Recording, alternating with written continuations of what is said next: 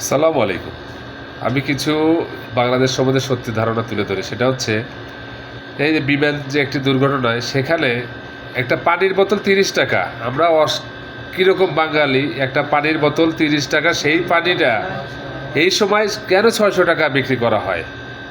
একটা এত বড় একটা দুর্ঘটনা ঘটছে, অনেক ছাত্রছাত্রী ঘটনাস্থলে মারা গেছে, তার বাবা মা সবাই আসছে, তাদের অসহায়ত্বের যে সুযোগ দিচ্ছেন আপনারা, এটা কি ঠিক?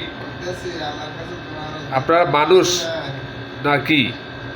কারণ হচ্ছে একটা ৩০ টাকার পানি আপনারা কেমনে ৬০০ টাকা বিক্রি করেন?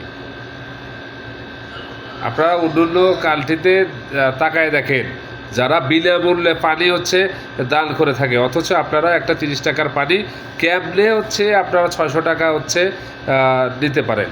একটু বিবেকে নাড়া দেয় না আপনাদেরকে?